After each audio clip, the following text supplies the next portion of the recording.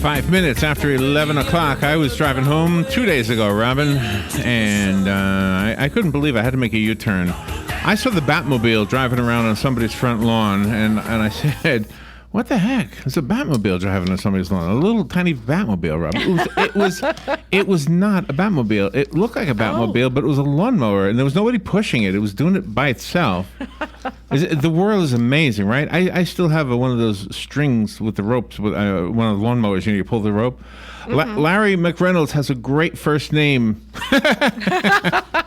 And he's a legendary NASCAR crew chief. He's best known for his expertise at producing cars that go 200 miles per hour. He worked with NASCAR great Ernie Irvan, Dale Earnhardt Sr., Davey Allison, and served as lead analyst for the NASCAR Sprint Cup Series on Fox Sports, and TNT. And I think he's on the phone to talk to us about some of the things we can use in our yards, like that thing I saw on my neighbor's yard. Yeah. Good morning, Larry McReynolds. Good morning, sir. How are you? Good morning. Yeah, you won't forget my name. I would be safe to say, correct? Yeah, you're right. And I won't forget that Batmobile driving around in my neighbor's yard. It was amazing. Have you ever seen something like this? I'm sure you have. I've not ridden in one, but I have seen the Batmobile. They actually had the Batmobile at one of our racetracks a few years ago when several of the teams were promoting the new movie coming out, Batman. So yeah, they did have the Batmobile. I don't know if it was the original Batmobile, but it was at the racetrack a few years ago. So as somebody who's in the crew, do you it says here you want to talk about tools. Are they I'm always amazed at how quickly a crew, by the way, a pit crew can put things together and take them apart. It's just amazing to me. Well, everything about a NASCAR team is based on a tight schedule. You've got a tight schedule to get the car finished at the shop and get it loaded in the hauler and make it to the next racetrack. When you get to the racetrack, you've got a tight schedule once you unload it until practice starts. And you've got a tight schedule between practice and qualifying. And then race morning, a tight schedule to get it on the line, and then a tight schedule to get back to the shop and do it all over again. So everything is about a time schedule when it comes to a NASCAR team. Oh, my gosh. And you've got to do it right, because you can't just do it quick. Otherwise, it would be the race would be lost because you forgot to put lug nuts on the tire or something. Yeah, I mean, there's one thing to be fast, but it has to be effective too. And we've seen that with a lot of pit stops this year. Teams have clicked off maybe an 12-second pit stop, but oh, by the way, they had to come back to pit road because they had a loose wheel because all the lug nuts wasn't tight. So, yeah, it's a fine line between being quick but also making sure that you're effective.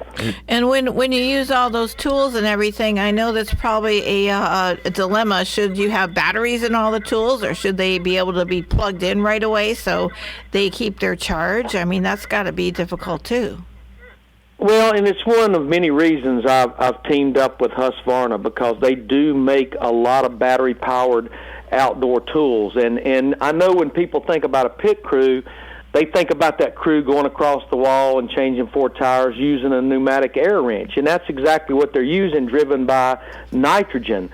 But we do use battery-powered tools on pit road, and they need to be lightweight because you're in a hurry. You're maybe trying to cut a quarter panel off or cut a fender off to clear a tire from being involved in a wreck, and you can't deal with an electrical cord. You don't want to deal with a little gas-powered tool. So we do use battery-powered tools. And I know a lot of people think about, oh boy, a battery-powered tool. The battery's going to be dead. Well, Husqvarna, what they've done, they have developed this 36-volt lithium-ion battery, and it's designed, when it's fully charged, to equate to a full tank of gas.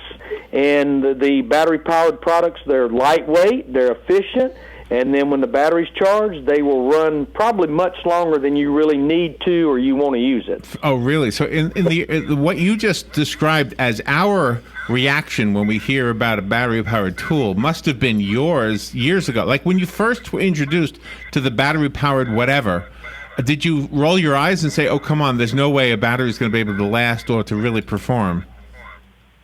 Well, it's one reason when you look at the toolbox at a NASCAR track and they have power tools, they have, for every power tool, they have maybe 3 or 4 batteries being charged. Well, with this battery that Husqvarna has developed for their power tools, especially their outdoor power tools, again, it's going to go whatever the length of a little tank of fuel would go on a power tool. This is going to go just as long.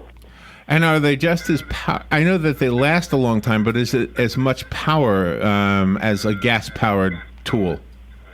Absolutely, just as powerful, if not maybe just a little bit more. You know, for 18 years as a crew chief, I had to focus on a lot of things about that race car and that race team. But I guess when it was all said and done, my main focus was on the design of the race car and the power, because it doesn't matter what race car driver you can name, Jimmy Johnson, Kevin Harvick, Kyle Busch, they're only going to be as good as that race car that they're driving. And when I look at Husqvarna and working with them, they understand the importance of having a powerful engine, and they do all their design work with their outdoor power tools based on the consumer using them. And, you know, one of the things that I always focus on, they still today, is weight distribution. And as much as you wouldn't think, it's really the same for the tools that you use around your house or around the yard. And they've got this one product, it's the backpack leaf blower, and they have worked hard with the technology of this blower because they've got 3 levels of an adjustable height. That way, whatever consumer's using it, the weight can be evenly distributed while you do the work. And you're always looking for more power.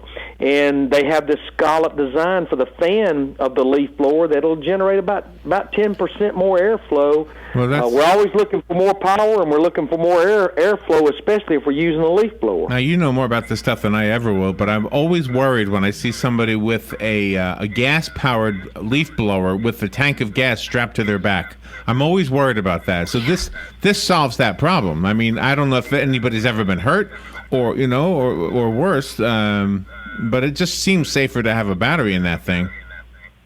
Well, when I use my Husqvarna battery-powered backpack leaf blower, as I said earlier, with all of their products, it's fairly lightweight, it's very energy efficient, and then because of these new batteries that Husqvarna has developed, they have a longer run time. And, you know, technology in NASCAR, you almost can't keep up with it. It changes daily.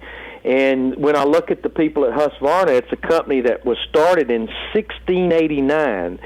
So they've been innovating and coming up with new technology for more than 300 years.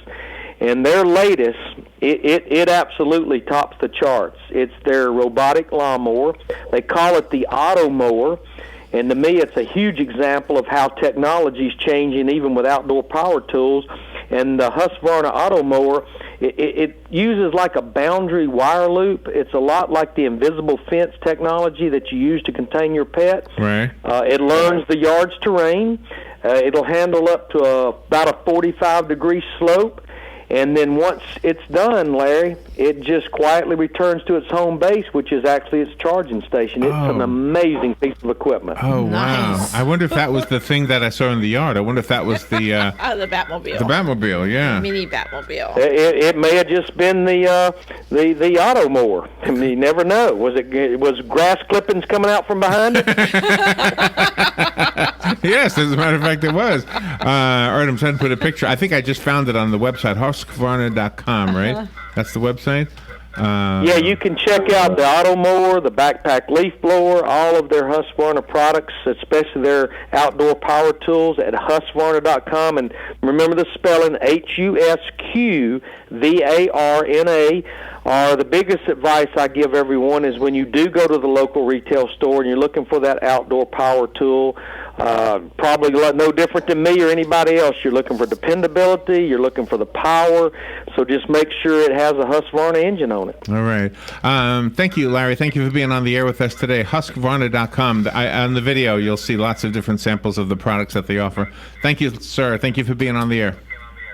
No, thank y'all for having me, and happy 4th of July to you guys and all your listeners. Thank you. All right, we will be right back. Whether you're just starting out in your career or ready to make a change, being a commercial pilot is within your reach. The FAA has predicted that in the next few years, the number of planes in the sky will double, and that means a lot more jobs in aviation. Ocala Aviation has teamed up with an accredited university, enabling you to get a college degree in aviation while training to be a commercial pilot. And with options like financial aid, grants, and scholarships, it's never been a better time to get your new career in aviation started today. For more information, call me at Ocala Aviation, 352-861-7484. Hi, I'm Big Daddy Don Garlitz, asking you to support adoption by purchasing a Choose Life license plate from your county tag office. You know it costs a lot to give a child life. Many times a woman is forced to make a bad choice because